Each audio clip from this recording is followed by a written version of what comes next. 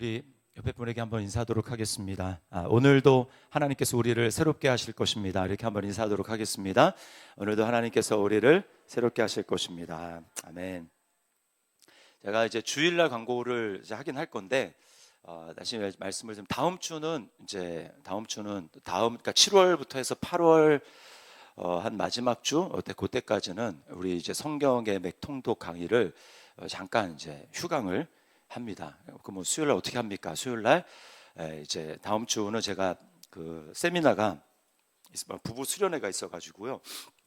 거기 참석을 하게 돼서 우리 김정환 전사님이 이제 설교를 하실 예정이고, 그 다음 주부터는 이제 뭐 제가 설교를 하긴 하는데 이제 조금 쉬어가는, 저도 조금 쉬어야 되겠기에 좀 쉬어가는 시간을 갖습니다. 그래서 제가 이제 큐티 본문 말씀을 가지고 이제 짧게 설교를 하고 이제 그룹을 좀 지어서 같이 좀 서로 기도할 수 있는, 그래서 어머니 기도 이제 금요일 날 있잖아요. 근데 그 금요일 날 하는 어머니 기도를 거기에 또 이제 잠깐 방학을 하면서 그 금요일 하던 게 수요일 날 땡겨져서 수요일 날 이제 할 겁니다. 무슨 얘기인지 아시겠죠? 그렇게 진행을 할 겁니다. 그래서 이제 그 8월 말 이렇게 되기 전까지는 성경 이제 통독 강의를 잠깐 쉬었다가 이제 다시 개강을 하면 그때 하려고 합니다. 그러니까 오늘이 사실은 이제 오늘 그 상반기 마지막 강의가 되겠습니다. 자, 우리가 지난 시간에 예수님의 이제 공생에 6월절부터 시작되는 예수님의 그 공생의 첫 번째 그 1년을 6월절부터 시작되는 1년의 삶을 살펴봤고, 이제 오늘은 두 번째 그 6월절부터 시작해서 그다음 세 번째 6월절 들어가기 직전까지죠. 그러니까 예수님의 2년차 사역에 대해서 이제 좀 알아보려고 합니다. 자, 근데 그 처음이 어디서부터 시작이 되냐면, 자, 6월절에 이제 그 6월절이 대부분 다 요한복음에만 주로 6월절이 나옵니다. 그래서 공관복음에서는 예수님이 이제 6월절은 십자가에 못 박히시는 이제 마지막 4년째 네 번째 6월절을 이제 다루고 있고, 요한복음에서만 이제 계속 반복되는 그 6월절 첫 번째, 두 번째, 세 번째가 이렇게 나오고 있어요. 자, 그래서 정확하게는 아니지만, 정확하게는 아니란 말이 아니라 이 6월절이라는 말이 나오지 않지만, 첫 번째 예수님이 이제 다시 예루살렘으로 오셔서 하신 그 사역이 뭐냐면 베데스다 연못에 있는 38년 된 중풍병자를 고치는 일이었습니다. 그래서 자, 그게 예루살렘에서 이루어진 일인데, 2년차 사역에서는 이 예루살렘에서 6월절에 일어난 일은 딱 이 한 번밖에 기록이 되어 있지 않아요. 나머지는 다 갈릴리 및 그 위쪽 지방에서 일어난 일입니다. 그래서 예루살렘은 아니고, 딱 그래서 제가 밑줄을 딱 그어놨어요. 그래서 딱 구분을 지었습니다. 38년 된 병자. 자, 요한복음 5장 1절 말씀을 한번 읽어보도록 하겠습니다. 요한복음 5장 1절이요. 시작.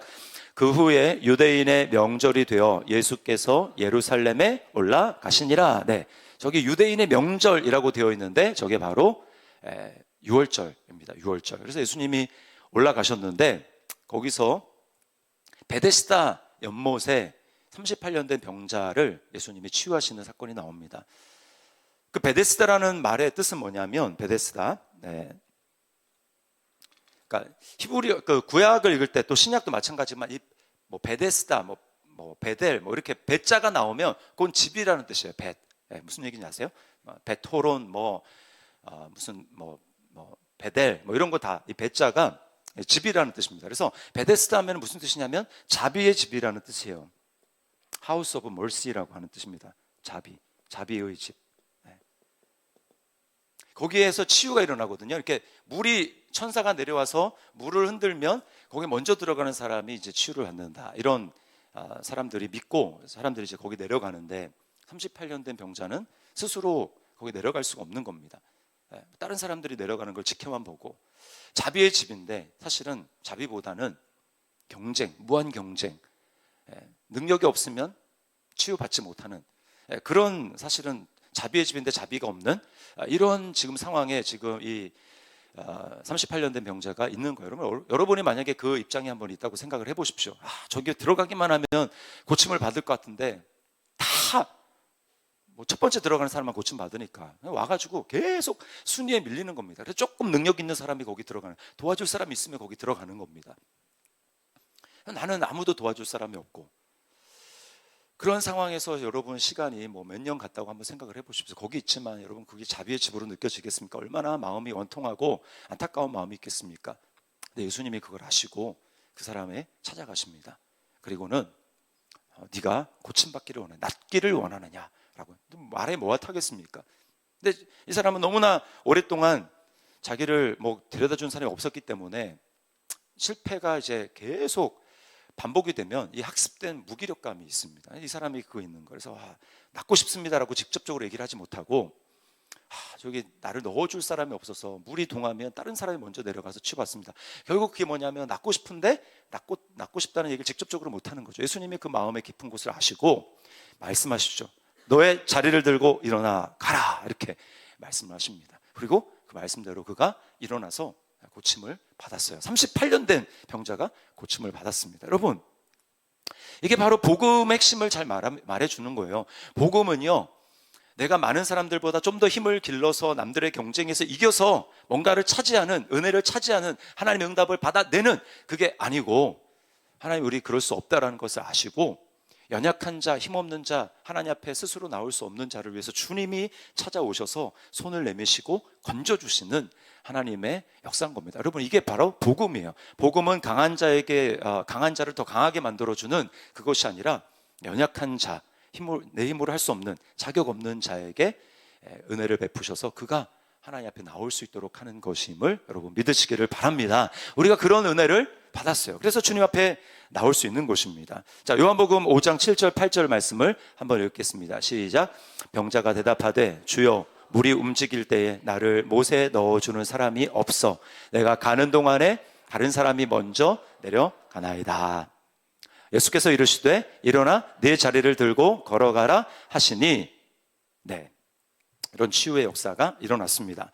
자, 그리고 이제 예수님이 예루살렘에서 한 사역은 안 나오고요. 그 다음에 이제 또 갈릴리에서 한 사역이 나오고 있습니다. 자, 근데 지금 2년차 사역을 하고 있잖아요.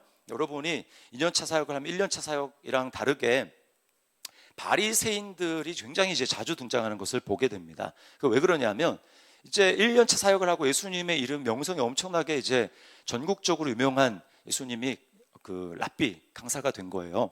그러다 보니까 이 바리새인들이 예수님을 주목하기 시작하고 예수님의 일거수일투족을 감시하고 뭔가 이 꼬투리 잡아가지고 뭐 할 게 없나 사람들을 붙이고 갈릴리까지 사람들을 보내가지고 감시하고 또 막 질문하고 막 이런 일들을 하게 되는 겁니다. 그래서 제가 거기에 이제 바리새인이라고 나오는 데는 이렇게 밑줄을 쳐놨어요. 이게 뭐 흐려서 잘 안 보이겠지만 쳐놨습니다.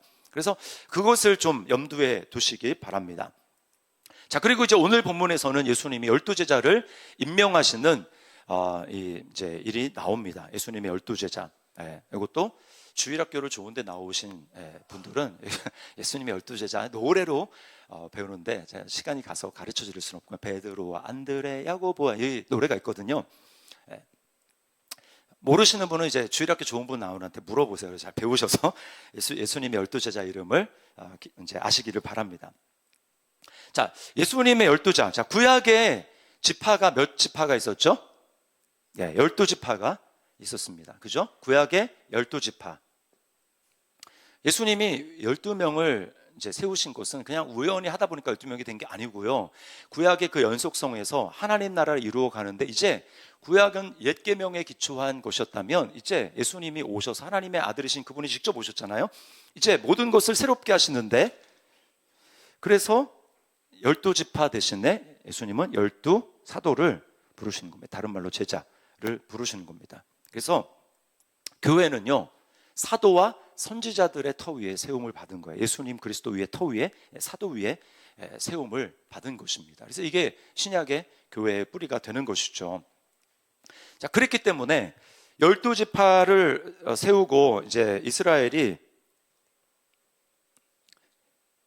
세워진 다음에 출애굽을 하고 시내산에 도착해가지고 이 12지파로 이루어진 굉장히 많은 이 하나님의 백성이, 그들이 시내산에서 받은 게 뭐였죠? 십계명을 받았잖아요. 십계명. 그 얘기는 뭐냐면 이제 하나님 나라 백성으로 이렇게 살아야 된다라고 하는 게 십계명입니다. 그러면 이제 12사도를 세우시고 이제 하나님의 아들이 직접 오셨는데, 이 십계명은 누구를 통해서 주어진 거죠? 천사를 통해 모세를 통해서 주어진 것입니다. 모세를 통해. 그래서 이 구약의 계명으로 섬겼던 이 모세에 대해서 성경은 바울 사도가 뭐라고 하냐면 로마서에서 이게 정죄의 직분이라고 얘기해요. 정죄의 직분.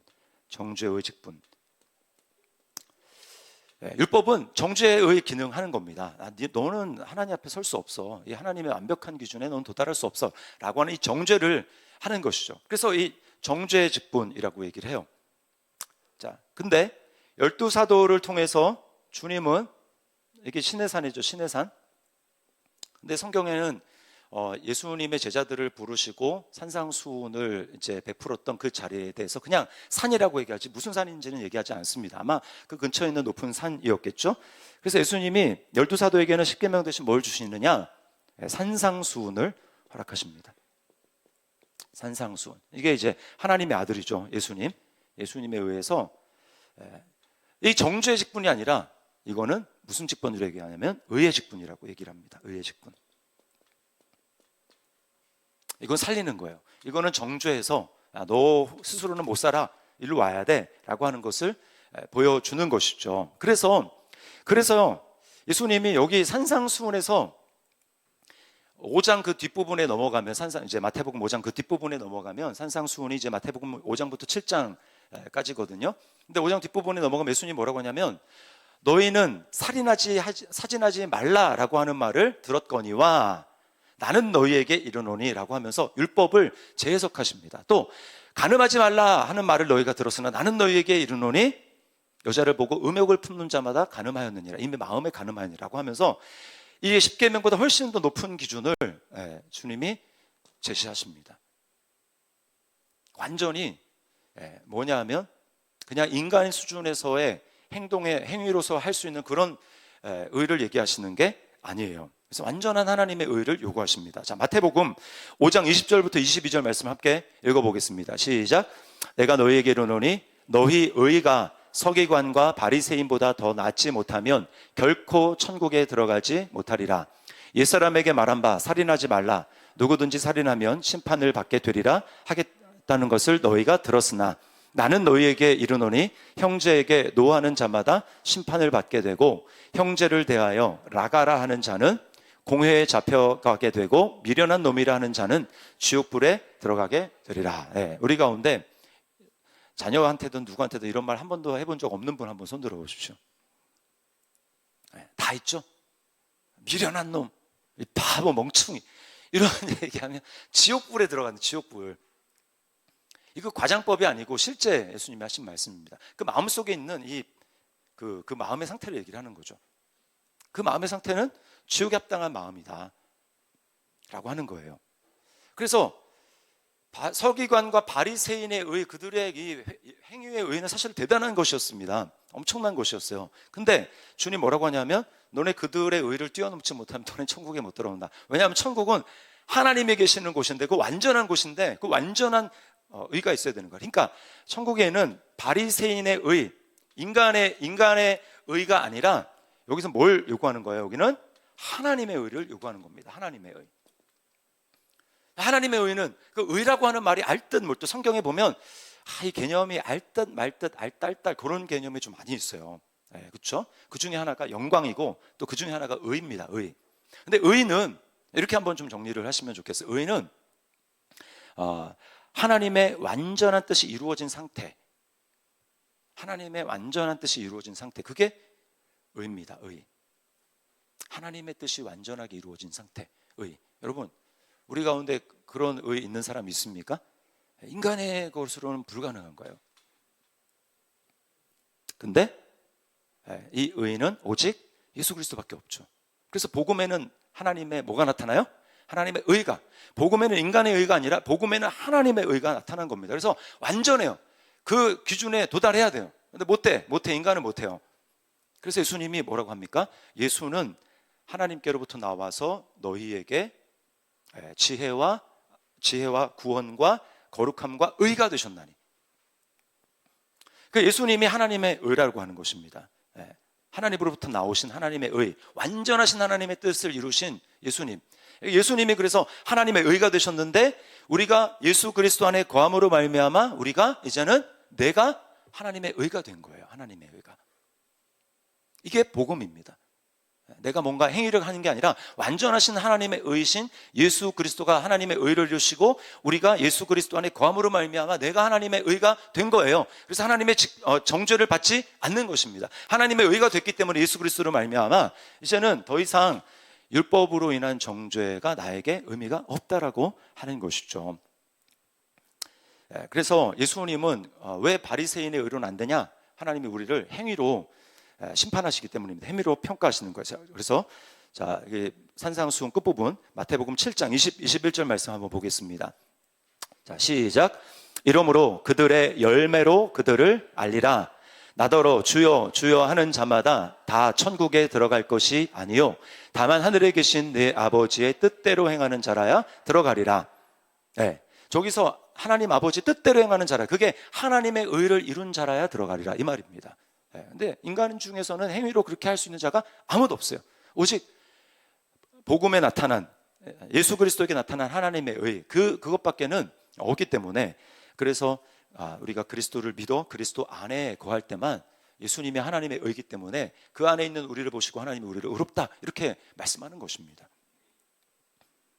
자, 복음은 뭐냐? 그리스도 안에서 내 존재를 바꾸는, 내 행동을 바꾸는 게 아니라 내 존재를 완전히 새롭게 바꾸는 것입니다. 마태복음 7장 18절 말씀, 자, 같이 한번 읽습니다. 시작.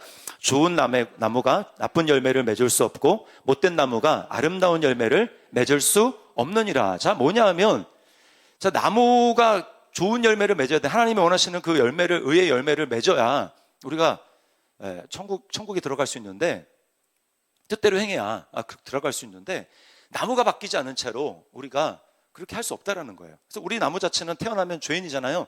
그 죄의 나무에서는 뭐 열심히 해봐야 다 죄의 열매밖에는 안 거두지기 때문에 그걸 가지고는 안 되는 겁니다. 그러니까 뭐예요? 행위에 따라서 심판받는 거죠. 우리가 천국에 들어갈 수 없는 것입니다. 자, 근데 복음은 어떻게 하느냐? 우리를 그리스도 안에서 완전히 새롭게 만드는데, 성경에서 이제 열매 맺는 나무는 예수님밖에 없어요. 그래서 예수님이 내가 참 포도나무다. 또 로마서의 말씀에 보면 그 전체의 그 나무를 감람나무라고 표현을 하는데, 예수님 한 분은 이스라엘 나라 전체도 그 말씀하시지만 예수님 한 분은 참 이스라엘, 이제 새로운 하나님의 백성된 그 이스라엘의 첫 번째 백성이기도 하십니다. 그래서요, 예수님이 감람나무가 되시는 거예요. 근데 우리는 어떤 존재냐? 원래 우리는 하나님이 원하시는 열매를 맺지 못하는 돌감람나무인데, 거기서는 맺어봐야 먹을 수 없는, 쓸 수 없는 그 돌감람나무 열매밖에 못 맺는데, 하나님의 은혜로 우리를 어떻게 했다는 거예요? 예수 그리스도에게로, 참 감람나무이신 예수 그리스도를 접붙임을 받았다라는 겁니다. 로마서 11장 24절 말씀을 함께 읽어보겠습니다. 시작. 네가 원 돌 감람나무에서 찍힘을 받고 본성을 거슬러 좋은 감람나무에 접붙임을 받았으니 원가지인 이 사람들이야 얼마나 더 자기 감람나무에 접붙임을 받으랴. 자, 그래서 우리는 접붙임을 받은 거예요. 거기 있으면은 이제 마지막에 도끼로 딱 찍어가지고 불에 던지는, 도끼가 나무 뿌리에 놓였으니 그 세례 요한 때부터 계속 한 말이거든요. 나무 뿌리에 놓였으니 열매 맺지 않는 나무마다 찍어 불에 던져지리라. 이게 마지막 날 하나님이 우리를 열매로 심판하시는 거거든요. 그러면 우리가 어떻게 해야 되느냐? 우리의 존재 자체가 이제는 바뀌어서 열매 맺으시는 예수 그리스도에게 딱 붙어서 가지로, 이제 가지가 나무에 붙어 있으면 열매를 많이 맺나니 나를 떠나서 너희가 열매를 맺을 수 없느니라. 주님이 그렇게 말씀하시죠. 우리 존재 자체가 이제 바뀐 거예요. 우리는 좋은 나무가 이제 됐습니다. 여러분 믿습니까? 옆에 얘기해 주십시오. 당신은 좋은 나무입니다. 이렇게 한번 인사해 주시기 바랍니다. 네, 좋은 나무, 열매를 맺은 거예요. 이게 복음입니다. 복음. 자, 그리고 이제 예수님은 계속해서 기적을 행하시는데, 문둥병도 고치시고 산에 내려오셔서, 그리고 나인성 과부의 아들을 살려주십니다. 자, 누가복음 7장 13절 말씀을 우리 함께 읽어보겠습니다. 시작. 주께서 과부를 보시고 불쌍히 여기사 울지 말라 하시고. 네, 저기 불쌍히 여기셨다. 불쌍히 여기셨다. 이게 주님이 사역하셨을 때의 그 주님의 기본적인 마음이었어요. 불쌍히 여기는 마음. 그 왜 불쌍히 여기냐면요. 왜 불쌍히 여기냐면 주님이 만드셨기 때문에, 자기 자녀이기 때문에 주님이 불쌍히 여기시는 겁니다. 불쌍히. 자녀들을 보면 불쌍할 때가 있잖아요. 말 안 들 때는 정말 밉지만, 그런 어떨 때 좀 불쌍할 때가 있잖아요. 그렇죠? 불쌍할 때, 참 이 험악한 인생에 나와서 살아내려라, 참 수고가 많다라는 생각을 할 때가 있습니다. 잘 안 되잖아요. 그죠? 원하는 대로 안 될 때 그들을 보면서 불쌍한 마음이 드는 것입니다. 자녀이기 때문에 그런 거죠. 주님에게 그런 마음이 있으신 겁니다. 자, 시편 103편 13절 말씀을 같이 한번 읽어보겠습니다. 시작. 아버지가 자식을 긍휼히 여김같이 여호와께서는 자기를 경외하는 자를 긍휼히 여기시나니. 자, 누가복음 15장 20절도 한번 읽어보겠습니다. 시작. 이에 일어나서 아버지께로 돌아가니라. 아직도 거리가 먼데 아버지가 그를 보고 측은히 여겨 달려가 목을 안고 입맞추니. 자, 똑같은 말이에요. 똑같은, 측은히 여겼다, 그리고 주님 불쌍히 여겼다, 똑같은 단어가 지금 저기 약간 다르게 번역이 됐습니다. 그러니까 뭐냐, 잃어버린 자녀라는 거예요. 주님 보시면서 불쌍히 여기신다라는 겁니다. 우리를 바라보시면서 불쌍히, 어떻게 내가 저를 도와줄 수 있을까 여기시는 그 주님의 불쌍히 여기시는 마음 때문에 우리가 날마다 하나님의 은혜를 얻고 정말 주님 앞에 살아갈 수 있는 줄 믿습니다. 우리를 불쌍히 여기시는 하나님, 그래서 살려주시는 거죠. 나의 인성 과부. 이게 또 주님의 능력입니다.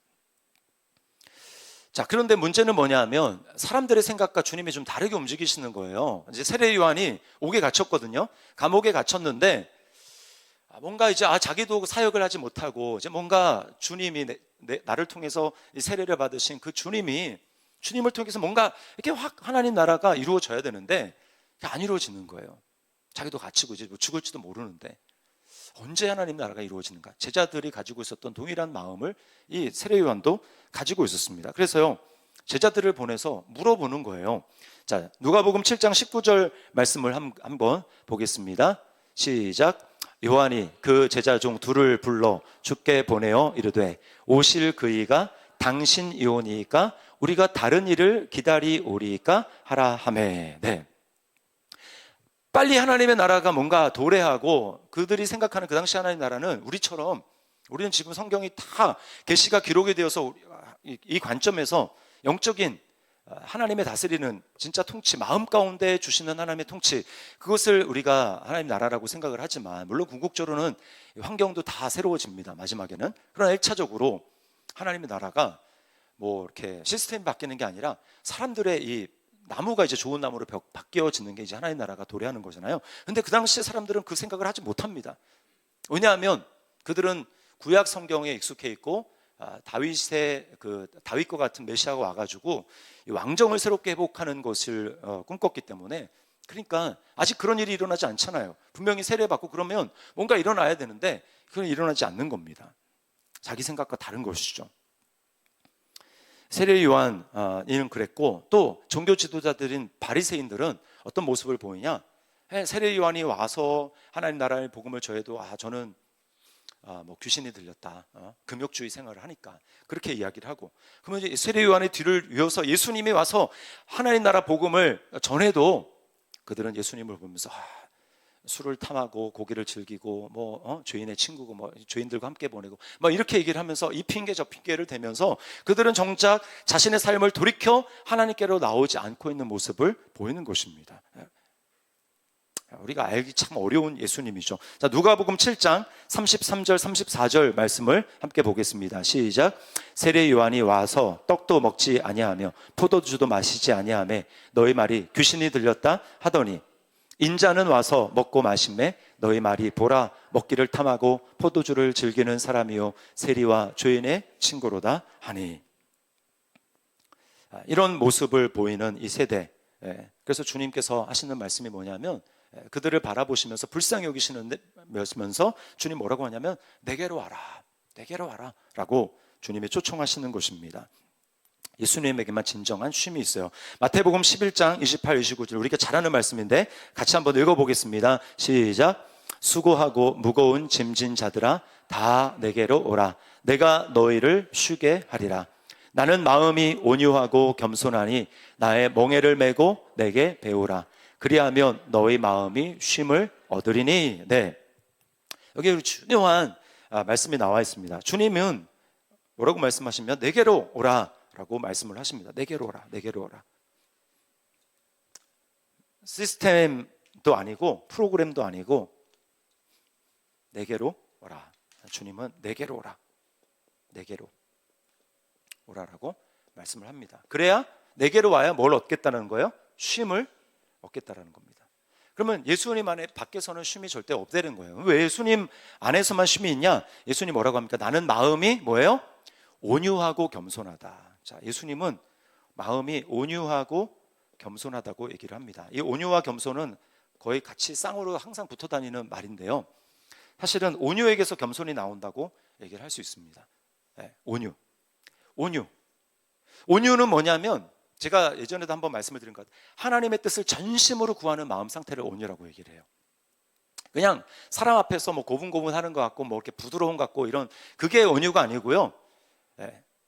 그래서 온유는 예수님 온유라고 할 때 어떨 때는 되게 무섭게 바리새인들이 있으면 저주하시고 막 상을 들러 엎으시고 막 이렇게 하잖아요. 그게 뭐냐면 그냥 사람 앞에 대기할 때 굉장히 나이스하다, 굉장히 저 사람은 부드럽다라고 하는 그런 의미가 아닙니다. 온유라고 하는 거는 하나님 앞에서 하나님의 뜻을 전심으로 구하는 마음의 상태를 온유라고 얘기를 하는 거예요. 그렇기 때문에 나는 중요하지 않습니다. 내가 어떻게 보이는가 사람 앞에, 내가 어떤 대우를 받는가 사람한테, 그게 중요한 게 아닌 거예요. 하나님의 뜻을 전심으로 구하는 상태, 거기서 나오는 태도가 뭐냐면 겸손이라는 것입니다. 근데 인간은 온유하지 않아요. 네, 온유하지 않습니다. 그래서 이 온유는 오직 예수님에게만 있는 성품이고, 그래서 성령께서 임하시며 나타나는 성령의 열매 중에 하나가 온유예요. 네. 그러니까 온유에서 나오는 게 겸손입니다. 그래서 성령의 열매는 사랑과 희락과 화평과 오래 참과 자비와 양성과 충성과 온유와 절제니, 이 온유, 이게 성령의 열매라는 거예요. 온유한 마음이 있어야 죽기까지 복종할 수 있습니다. 하나님의 뜻을 전심으로 구하는 태도가 온유이기 때문에 온유한 마음이 있어야 십자가를 짓는 거예요. 겸손한 마음으로. 근데 왜 우리가 쉼을 얻지 못하느냐? 우리는 온유하지 않거든요. 이 온유 겸손의 반대말이 교만이잖아요. 하나님 안에서만 안식을 누릴 수가 있는데 뭔가 내 힘으로 하려고 하는 거죠. 내 힘으로. 제가 주일날도 말씀을 드렸지만 우리는 어떤 존재로 부르심을 받았냐면 늘 무릎 꿇는다라는 거 사실은 온유와 겸손의 태도인 거죠. 하나님 앞에 무릎 꿇는 태도로 하나님의 복을 받아서, 그래서 겸손한 자에게 하나님의 은혜가 임하는 이유가 바로 여기에 있는 것입니다. 근데 교만한 자는 하나님 물리치시죠. 그 사람은 은혜를 받을 수가 없어요. 무릎 꿇어야 되는데, 전심으로 하나님의 뜻을 구해야 되는데 그러지 못하죠. 그러니까 쉼이 없는 겁니다. 오직 예수님에게서만 쉼이 있어요. 그렇기 때문에 주님은 온유하고 겸손하시 결국 하나님의 뜻을 이루시죠. 그래서 십자가에서 죽으시는 겁니다. 주님 안에서만 쉴 수가 있는 거예요. 그리고 온유한 자가 산상수훈에 아까 지나간 얘기지만 그 8복 중에 하나가 온유한 자는 복이 있나니 라고 얘기하죠. 그러니까 온유 겸손한 거예요. 온유한 자는 복이 있나니 뭐죠? 땅을 기업으로 받을 것이다. 이게 부동산 땅이 아닙니다. 주님이 나에게 어디에 있는 땅을 주시려나? 어디가 땅이 값값이 많이 올라서 그걸 주시려나? 그게 아니에요. 그게 아니고 우리가 차지할 땅은 어디입니까? 하나님 나라잖아요. 그렇죠? 하나님 나라. 이스라엘 백성들의 약속의 땅이 가나안 땅이었던 것처럼 우리에게 약속의 땅은 하나님 나라입니다. 그래서 온유한 자만이 그 땅을 차지할 수 있는 거예요. 그래서 하나님 나라를 우리가 침노해서 들어가야 됩니다. 하나님 나라가 우리에게 주어져 있는데 하나님 나라를 침노해서 들어가야 돼요. 온유해서 정말 하나님의 뜻을 전심으로 구하고 겸손해서 하나님의 약속대로 내가 믿음대로 순종함으로 말미암아 부지런히 내 삶 가운데 하나님 나라 다스리는 통치 영역이 점점 넓어져야 됩니다. 전에는 언어 습관이 함부로였다면 이제는 하나님의 다스림으로 내 언어가 하나님의 통제를 받아서 이제 나오는 말이 이제는 예수님과 같은 그런 말이 돼야 됩니다. 그러면 언어의 영역에서 내가 그 하나님 나라가 임한 겁니다. 또 내가 전에 자녀들에게 대할 때, 또 남편의 가정에서 남편에게 대할 때, 그러니까 내 생각대로 그렇게 했다면 이제는 하나님의 통치를 받아서 내가 전심으로 하나님의 뜻을 구함으로 말미암아 온유해서 겸손해서 나를 통해 우리 가정의 영역에서도 하나님 나라가 임하는 거죠. 그래서 점점 넓어지는 거예요. 그럴 때마다 그곳에 누리는 하나님의 기쁨과 평강이 누리는 차원이 다르고, 그렇게 해서 점점 많이 누린 사람이 마지막 날 하나님 앞에 섰을 때 그 사람에게 하나님이 영광의 면류관, 의의 면류관, 생명의 면류관, 이것을 주고 놀라운 하나님의 놀라운 상급을 받는 것입니다. 우리가 그래서 바울 사도가 달려가라, 경건은 이 금생뿐만 아니라 내세에 약속이 있다라고 말하는 거예요. 자, 예수님에게로 가야 합니다. 자, 그랬는데 이제 예수님에게 이 은혜를 경험한 여인이 옥합을 깨트리는 사건이 나옵니다. 옥합을 깨트리는 사건, 이게 이제 2년차에서 나오는 사건이에요. 자, 그러면서 주님이 이런 말씀을 하세요. 이제 바리새인 시몬이라는 사람의 집에서 주님이 식사를 하고 계셨는데, 그때 어떤 여인이 예수님 뒤로 와가지고 옥합을 깨트려서 그 발에 붓고 머리털로 예수님 발을 씻는 그 장면에서 예수님이 그 시몬과 여인을 비교합니다. 그 시몬이라는 바리새인은 그 여인을 판단했거든요. 죄인인데, 예수님이 진짜 선지자면 저 여인이 죄인이라는 거 알았을 텐데, 그러면 저렇게 하지 않을 텐데, 아무튼 자기가 판단하는 거죠. 근데 주님이 말씀합니다. 야, 너는 내가 들어올 때 발 씻을 물도 주지 않았지만 이 여인은 눈물로 내 발을 씻기고 하면서 주님이 계속해서 비교하십니다. 그러면서 가장 결정적인 차이가 뭐냐? 여인이 나를 사랑하기 때문이다. 그리고 그 사랑하는 이유는 용서를 많이 받았기 때문이다. 너한테 500데나리온 빚진 자와 50데나리온 빚진 자 두 사람 있으면 근데 그 사람이 너를 탕감해 줬으면 넌 누구에게 더 감사하겠니? 누굴 더 사랑하겠니? 당연히 500데나리온이죠. 이 여인이 바로 그렇다라고 말씀합니다. 자, 누가복음 7장 47절 말씀 함께 읽겠습니다. 자, 시작. 이러므로 내가 네게 말하노니 그의 많은 죄가 사하여 줬도다. 이는 그의 사랑함이 많음이라. 사함을 받은 일이 적은 자는 적게 사랑하느니라. 아멘. 자, 여기 또 중요한 복음의 원리가 나와 있습니다. 사함을 받은 일이 적은 자는 적게 사랑한다. 그 말은 다르게 얘기하면 예수님을 많이 사랑하는 사람은 어떤 사람이라는 거예요? 사함을 많이 받은 사람. 사람마다 내가 예수님께 사함을 받은 정도는 이 정도야 라고 느끼는 그 분량의 차이가 다 다릅니다. 그래서 거기서 예수님을 사랑하는 정도의 차이가 나옵니다. 그래서요,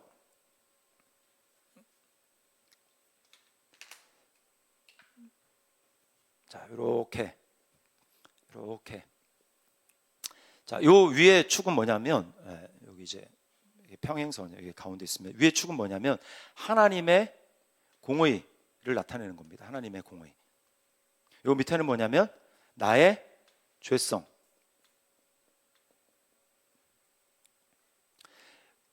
그리고 이 가운데는 뭘 보여주냐면요, 가운데는 예수님의 십자가입니다.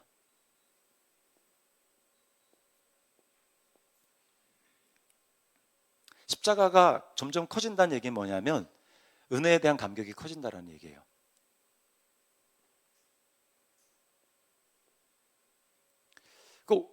이 차이를, 하나님은 엄청나게 거룩하시고 공의로우신데 나는 엄청나게 죄 가운데 있어요. 그러니까 이 차이에 대해서 절망하면 절망할수록 우리가 복음 안에서 절망할수록 이 차이를 누가 그 간격을 메우십니까? 예수님의 은혜 십자가가 이 간격을 메우는 거예요. 사실 믿음이 성장한다라는 것은 이 차이, 이게 점점 커져가지고요, 나중에 십자가 엄청나게 커지는 겁니다. 바울이 그랬죠. 그래서 뭐라고 얘기합니까? 바울이 나는 죄인의 괴수다. 저는 처음에는 나는 모든 성도보다 작은 자다. 나는 모든 사도보다 작은 자다. 나는 모든 사도보다 작은 자다. 나는 모든 성도보다 작은 자다. 나는 죄인의 괴수다. 이게 시간이 갈수록 점점 죄에 대한 나는 진짜 아무것도 아니구나. 그런 나를 주님이 사랑하셔서 은혜를 베푸신 거구나. 그러니까 자랑할 게 십자가밖에 없는 거예요. 나의 자랑은 십자가다. 근데 어떤 사람은 뭐 똑같이 교회 나오는데 십자가 요만해. 어디 십자가 없는 건 아니에요. 요만해. 그러니까 감격이 별로 없어요. 다 아는 얘기예요. 뭐, 나 구원 받았는데. 왜 그러냐면 이 하나님이 얼마나 거룩하신가, 공의로우신가, 나는 얼마나 죄인인가, 여기에 대한 깨달음이 그냥 사형리 수준, 옛날에 처음 예수 믿을 때 그냥 딱 그냥 공식으로 알고 있는 그 정도 수준에 머물러 있는 거예요. 성장한다라는 건요, 여러분, 뭐 우리가 무슨 뭘 돌을 닦는 게 아닙니다. 하나님의 성령으로 말미암아 우리에게 은혜의 빛이 비추게 될 때 이걸 깨닫는 거예요. 하나님 이렇게 거룩하신 분, 나는 이렇게 죄인인데 어떻게 이게 조화를 이룰 수 있지? 그래서 십자가 앞에 눈물을 흘리는 거예요. 이 여인이 지금 그런 것입니다. 날 왜 사랑하느냐? 시몬은 왜 예수님에게 이렇게 대하고, 이 여인은 도대체 두 사람의 차이가 뭐냐? 하나님 알 텐데. 이게 바로 이겁니다. 많이 용서받은, 많이 십자가가 큰 겁니다. 우리 수요 예배 나오시는 여러분들의 우리의 십자가의 크기가 날이 갈수록 커질 수 있기를 주님의 이름으로 축원합니다. 네, 이게 복이에요, 복. 그러나 바리새인들은 이거 인정하지 않습니다. 네, 이거 인정하지 않아요. 그리고 하나님의 공의도 피상적입니다.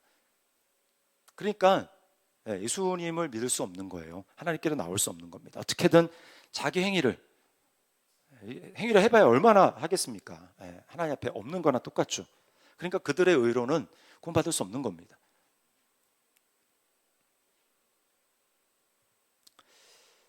자, 그리고 또 바리새인들은 성령을 해방하는 죄를 졌습니다. 예수님이 성령의 능력을 따라서 귀신을 쫓아냈는데, 바리새인들 그걸 보며, 야, 저 사람이 귀신의 왕 바알세붑을 힘입어 가지고 귀신을 쫓아내네 라고 하면서 성령을 해방했어요. 자, 마태복음 11장 24절 말씀을 함께 보겠습니다. 시작. 내가 너희에게 이르노니 심판날에 소돔 땅이 너보다 견디기 쉬우리라 하시니라. 이게 뭔가 좀 이상한 것 같은데 제가 잘못 기록을 했나? 네. 그들이 이제 귀신의 왕 바알세붑의 세불 또는 세붑이라고도 얘기를 하는데, 제 얘기를 하는 것입니다. 자, 그러나 예수님께서 뭐라고 얘기하냐면 성령을 힘입어 쫓아냈다. 그 말은 하나님 나라가 너희에게 임했다라는 뜻이다라고 말씀을 합니다. 자, 마태복음 12장 22절 28절 말씀 한번 볼까요? 자, 시작. 그때에 귀신 들려 눈 멀고 말 못하는 사람을 데리고 왔거늘 예수께서 보게 된지라. 이게 좀 제가 맞네요. 자, 다시요. 시작. 그러나 내가 하나님의 성령을 힘입어 귀신을 쫓아내는 것이면 하나님의 나라가 이미 너희에게 임하였느니라. 아멘. 그래서 하나님의 나라가 임했다는 건 뭐냐면, 마귀가 잡고 있는 그 통치를 예수님께서 그것을 무력화시키시고 성령이 임하심으로 말미암아 이제 거기가 이제 마귀의 통치가 아니라 하나님의 통치를 받게 되는 것. 이것이 바로 하나님 나라가 임하는 것입니다. 그래서 요한일서 3장 8절 말씀에 이렇게 얘기를 합니다. 같이 한번 읽어보겠습니다. 시작. 죄를 짓는 자는 마귀에게 속하나니 마귀는 처음부터 범죄함이라. 하나님의 아들이 나타나신 것은 마귀의 일을 멸하려 하심이라. 아멘. 그래서 예수님이 이 땅에 오신 것은 우리가 단지 구원받고 죄 용서받았다라고 하는 측면에서 끝나는 게 아니고요, 우리가 실제적인 통치의 싸움이 있다는 것을 알아야 됩니다. 통치권의 싸움이 있어요.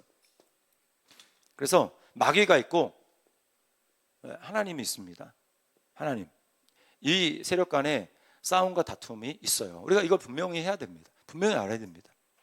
성령이 임하지 않으면 그 사람은 뭐냐? 그 사람은 마귀의 통치 가운데 있는 거예요. 아무리 고상하고 교양이 있고 그런 삶 가운데 살아간다 할지라도 그 사람은 여기에 속해 있는 사람입니다.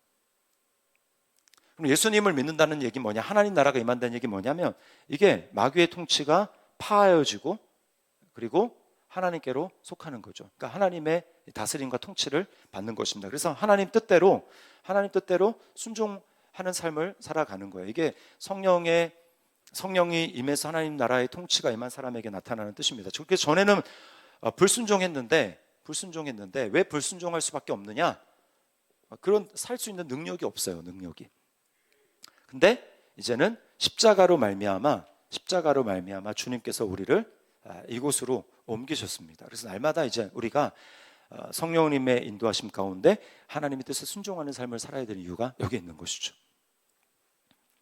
자, 그리고 이런 상태에서 이 마귀의 통치를 받고 있는 이 서기관과 바리새인들, 자기 인간의 의만을 추구하는 이들은 이 상태에서 하나님의 능력을 구합니다. 표적을 구합니다. 이 상태에서, 여기 있는 상태에서 뭔가 하나님의 표적, 기적, 이것을 구해요. 여기 나타나는 표적과 기적은요, 이거는 마귀에서 나타나는 겁니다. 마귀. 회개함이 없이 예수 그리스도의 십자가에 내가 무릎을 꿇고 내가 이제는 하나님의 뜻에 반대되는 삶, 내 생각대로 살던 삶에서 내가 돌이켜서 회개하고 예수 그리스도에게 복종하며 주님 그 말씀에 순종하는 삶을, 하나님의 의를 이루는 삶을 살아가겠습니다라고 하는 진정한 돌이킴이 없이 여기서 그냥 자기가 주인 돼 살아가면서 여기서 하나님의 기적과 표적을 보겠다? 이거는요 잘못 가는 거예요. 잘못 가는 거예요. 이 상태에서 뭘 받는다, 은사를 받는다, 이거 잘못 갈 수 있어요. 회개함이 없이. 그래서 예수님이 뭐라고 말씀하냐면, 너네가 나한테 표적을 구하는데 내가 너희한테 보여줄 표적은 요나의 표적밖에 없다. 요나의 표적. 요나의 표적이 뭡니까? 요나가 물속에 빠져 거의 죽었죠. 3일 만에 다시금 물고기 뱃속에서 나오는 사건이 곧 예수님의 십자가와 부활입니다. 십자가. 요나의 표적은 예수님의 십자가와 부활이에요. 그걸 통해서 너희의 속마음이 바뀌어야지, 니네 지금 바뀌지 않은 상태에서 무슨 능력을 받는다고, 그거 아니야 라고 주님이 말씀하는 것입니다. 우리가 속사람이 달라져야 된다는 거예요. 그래야 하나님 나라의 가족이 되는 것입니다. 예수님 이제 이렇게 기적을 베푸시고 말씀을 가르칠 때 예수님의 가족들이 밖에서 와가지고 기다리고 있었습니다. 그러자 이제 사람들이 전가를 보내서 모친과 형제들, 누이들이 지금 밖에서 기다리고 있습니다라고 예수님께 말을 하죠. 근데 예수님이 뭐라고 합니까? 누가 내 모친이고 내 형제고 자매냐?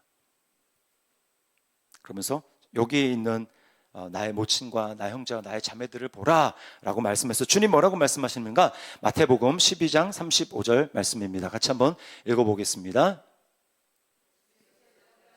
이 시대 악하고 음란한 세대가 표적을 구하나 선지자 요나의 표적밖에는 보일 표적이 없느니라. 요나가 밤낮 사흘 동안 큰 물고기 뱃속에 있었던 것 같이 인자도 밤낮 사흘 동안 땅속에 있으리라. 자, 그리고 마태복음 12장 35절이요. 같이 한번 읽습니다. 시작. 선한 사람은 그 쌓은 선에서 선한 것을 내고 악한 사람은 그 쌓은 악에서 악을 내느니라. 뭔가 좀 이상하죠? 자,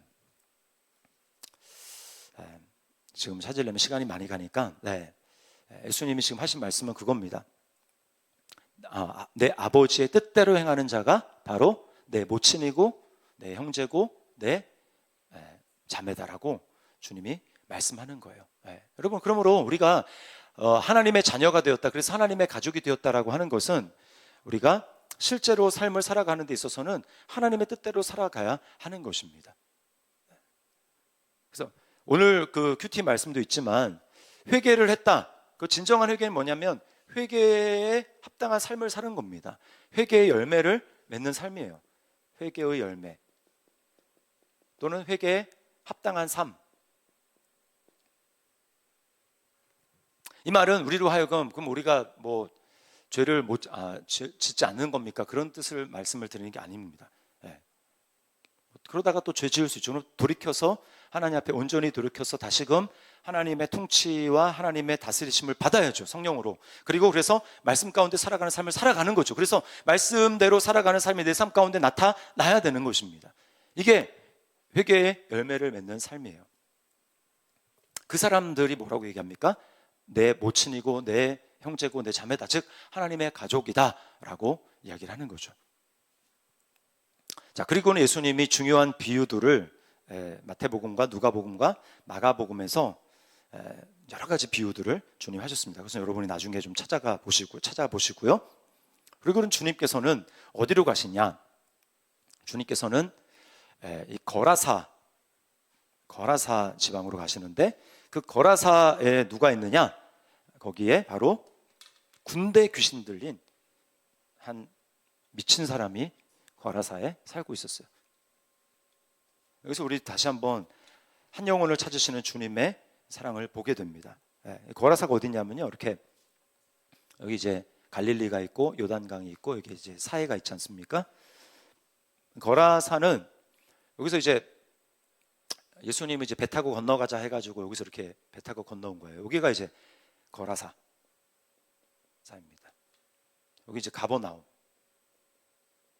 그래서 예수님이 야, 건너편으로 건너가자라고 해가지고 배 타고 건너오는 동안에 뭐가 있었냐면 막 엄청난 풍랑이 불고 광풍이 불고 해가지고 이제 배가 막 뒤집힐 상황 가운데 있는 것입니다. 그래서 제자들이 주여 우리가 죽겠나이다 라고 얘기를 하니까 예수님이 일어나셔서 바람을 꾸짖으십니다. 그리고는 제자들에게 말씀합니다. 너희 믿음이 어디 있느냐? 라고 말씀을 하시죠. 요 사건이 이제 거라사로 가는 중에 일어났던 풍랑 사건입니다. 그리고 이제 거라사에 예수님이 도착하셨는데 거기에 사람들이 이 쇠사슬로 묶어놨지만 도저히 쇠사슬로도 감당이 안 되는 그 끊고 무덤 사이에 거하면서 막 괴성과 소리를 지르며 몸을 막 자기가 스스로 막 학대하고 이런 사람이 있었죠.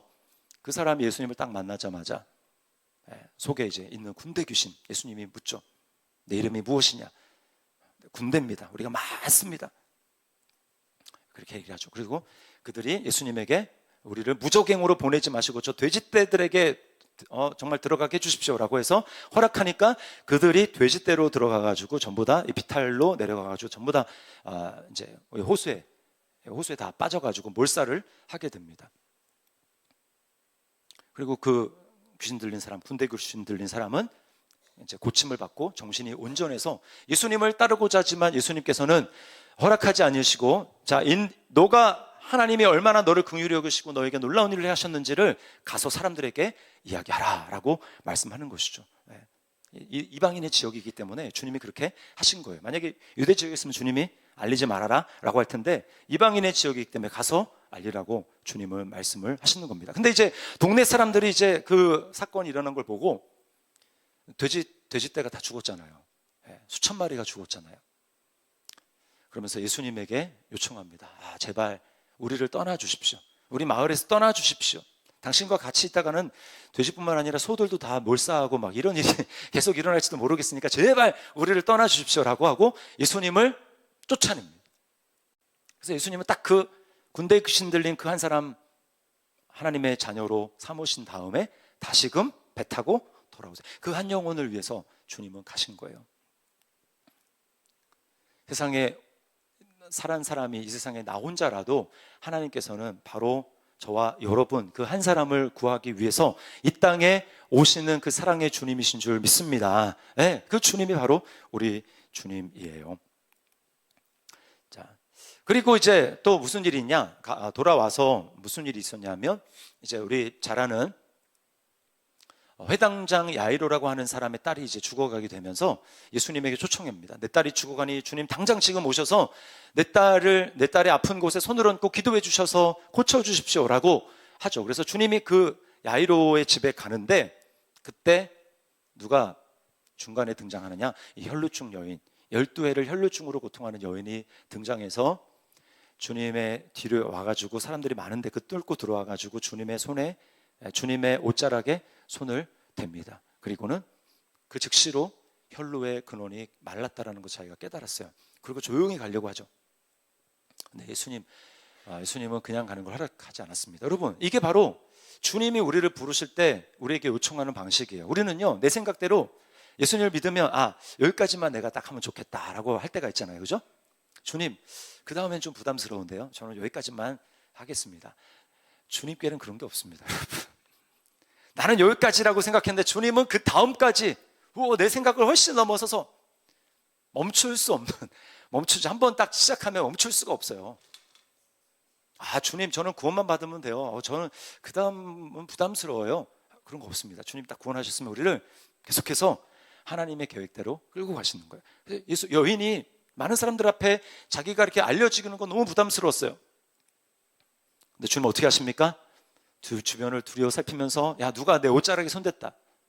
그러니까 제자들이 짜증냈죠. 사람 이렇게 지금 밀고 하는 거 안 보이십니까? 아니다. 내 능력이 나에서 나가는 것을 내가 느꼈다. 그러면서 막 주변 두려번 찾는데 그 여인이 두려워서 예수님 앞에 나와가서 많은 사람들 앞에서 자기 이야기를 합니다. 내가 왜 이제 당신께 왔고 내가 무슨 일을 했으며 나에게 무슨 일이 일어났는지 다 이야기를 합니다. 주님이 여러 사람 앞에서 그 여인에 대해서 이야기를 하게 하세요. 그리고는 주님이 이렇게 말씀합니다. 따라 평안히 가라. 내 믿음이 너를 구원하였느니라 라고 말씀합니다. 주님은 뭘 요구하시는, 뭘 주시기를 원하는 것입니까? 그 여인은 그냥 병고침만 받기를 원하고 그냥 조용히 남들 알려지지 않은 채로 오기를 원했지만 주님께서는 뭘 원하셨다는 거예요? 병고침만 원하는 게 아니라 여러 사람 앞에서 네가 온전하게 된 하나님의 구원을 받은 자라는 것을 주님은 알리시고 그것을 선포함으로 그 여인을 자유케 하기를 원하셨던 것입니다.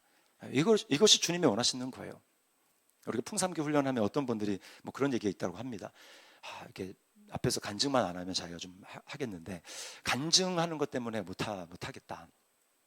여러분, 주님이 우리를 이끄시는 것은 내가 생각하는 것 더 깊은 차원으로 인도하시는 거예요. 회당장 야이로도 마찬가지입니다. 처음에는 나의 계획은 뭐냐면 내 딸이 죽기 전에 예수님이 와서 손을 얹고 구원해 주는 것, 딱 그거를 자기 시나리오로 생각했어요. 근데 막 지체되네요.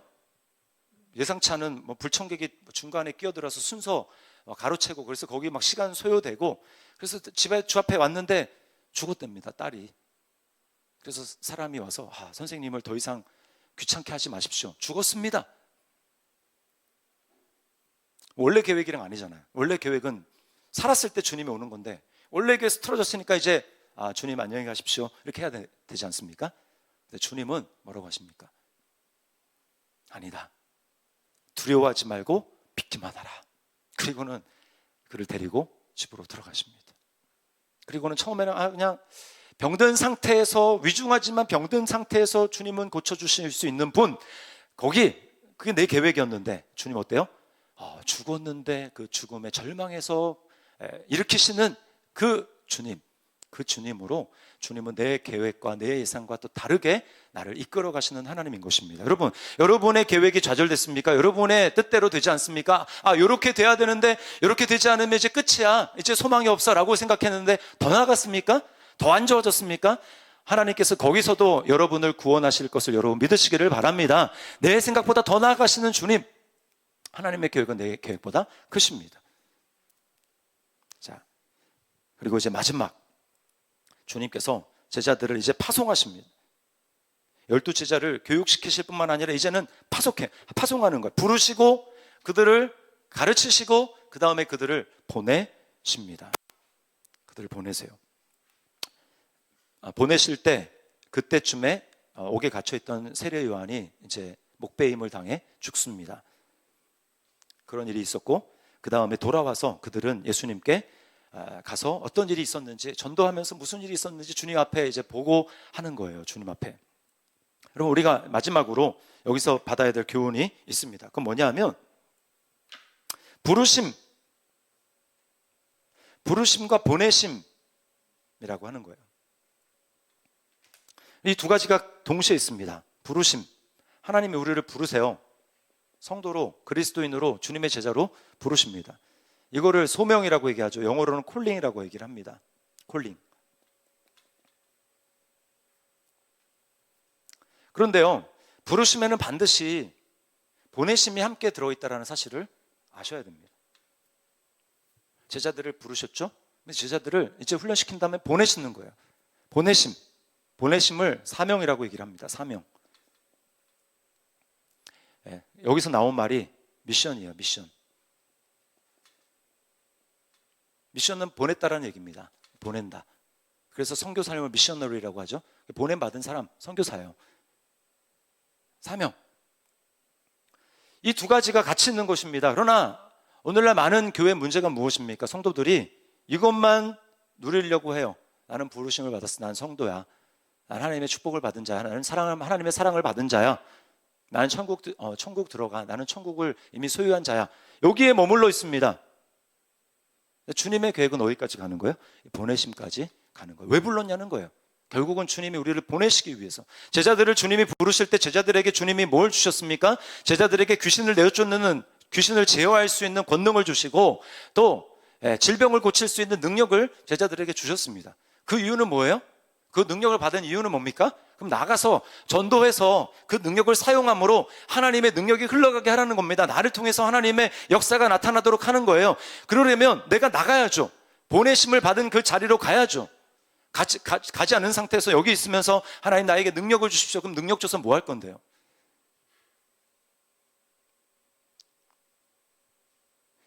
우리가 주님 앞에 쓰임받는 그 보내심의 현장 가운데 있을 때 주님의 능력도 필요한 것이고 주님의 은사도 필요한 것입니다. 그 사명 감당을 위해서 주님의 능력을 주시는 거예요. 그리고 사명 감당하는 자리에 있을 때 주님은 능력을 주십니다. 아니면 능력 받기를 기대하면 안 돼요. 왜요? 뭐 하는데? 사용하지도 않는데. 그리고 우리는 주님의 능력을 받지 않으면 살 수 없다는 얘기는 뭐냐면 우리는 사명을 감당하는 자리에 있어야 된다는 겁니다. 그래야 제가 말씀을 드렸죠. 우리는 파이프로 살아야 돼요. 그게 창세기부터 요한계시록까지 주님의 원하시는 뜻입니다. 자, 파이프. 자, 여기 이제 하나님이 나를 통해서 흘러가기로 하는 거예요. 이게 파이프입니다. 파이프. 이게 이제 물이죠. 물, 생수. 우리가 생수의 근원 되신 예수님께 이렇게 파이프를 박은 거예요. 그러면 여기서 이제 물이 흘러나오지 않습니까? 물이. 하나님이 아브라함을 통해서 내가 너를 통해서 천하 만민이 복을 받게 하리라 라고 하는 건 뭐냐면 하나님이 이제 아브라함이 하나님 안에 이렇게 뿌리를 박음으로 말미암아 이제 여기서 생수가 흘러나오는 겁니다. 이거는 사명을 감당할 때 계속해서 흘러나오게 되는 거예요. 근데 사명을 감당하지 않는다? 여기 막힙니다. 하나님이 주실 이유도 없는 거예요. 은혜를 주신 이유. 그래서 우리에게 성경이 뭐라고 했냐면 은혜를 헛되이 받지 말라는 거예요. 너 왜 은혜 받니? 은혜 받아 살 수 있으니까. 그것도 맞죠. 그러나 계속해서 사는 비결은 물이 여기 계속해서 흘러나오는 겁니다. 그러려면 내가 사명을 감당해야 돼요. 그럴 때 여기가 계속해서 하나님이 우리에게 역사에서 이 물이 흘러가는 것입니다. 이게 하나님의 축복의 파이프로 축복의 통로로 살아가는 비결이에요. 왜 하나님의 은혜를 경험하지 못하는가? 사명 감당하지 않기 때문입니다. 그냥 나를 위해서 살아가니까 안 주시는 거예요. 자, 마가복음 16장 20절 말씀 함께 보겠습니다. 마가복음 16장 20절 같이 한번 읽습니다. 시작. 제자들이 나가 두루 전파할새 주께서 함께 역사하사 그 따르는 표적으로 말씀을 확실히 증언하시니라. 나가 두루 전파할새 즉 사명을 감당할새 주께서 함께 역사하시는 겁니다. 사명을 감당하는 현장에 주님이 함께 역사하시는 거예요. 그리고 내가 섬김의 직분을 감당할 때 그 자리에서 감당할 때 하나님께서 우리에게 그 섬김에 필요한 은사 그 기름 부심을 더하는 겁니다. 아무것도 안 하면서 무슨 하나님의 은혜를 경험할 수 있겠어요? 이게 마지막 우리가 받아야 될 교훈이라고 하는 것입니다. 우리 같이 한번 우리 기도하고 마무리를 했으면 좋겠습니다.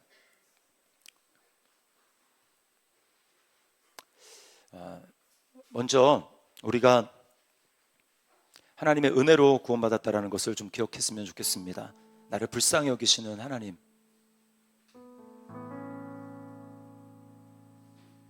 그런데 그 은혜는 점점 커져야 돼요. 십자가의 크기가 점점 커져야 합니다. 여러분은 어떻습니까?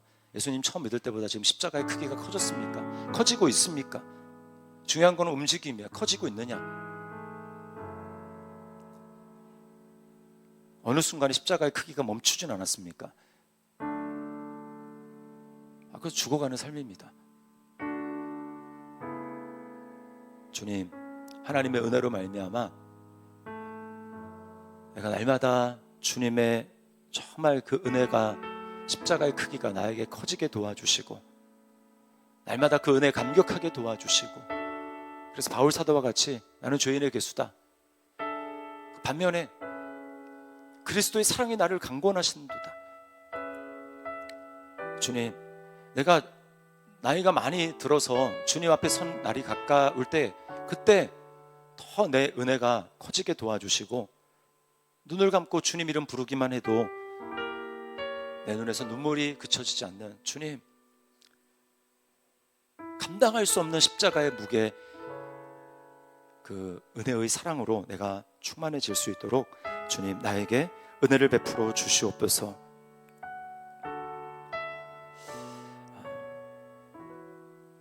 그리고 그 삶은 하나님 앞에 순종하며 살아가는 삶이라고 말씀을 했습니다. 회개의 열매를 맺는 삶, 온유해서 정말 주님의 뜻을 전심으로 구하는 그러한 삶, 그 사람이 제자의 삶이고 그 사람이 하나님의 가족의 삶이라고 말씀을 해주셨습니다. 주님, 정말 거라사의 광인과 같고 38년 된 병자와 같고 내 힘으로 아무것도 할 수 없고 정말 한숨과 절망으로 살 수밖에 없는 나를 불쌍히 여기셔서 찾아오신 주님, 그 은혜에 더 깊이 나아가며 그 은혜에 감격해서 정말 향유를 깨뜨린 그 여인처럼 주님 앞에 사랑으로 반응하며 나아갈 수 있도록 주님 나의 삶 가운데 은혜를 베풀어 주시옵소서. 우리 시간에 같이 한번 하나님 앞에 기도하며 나아가도록 하겠습니다. 기도하시겠습니다.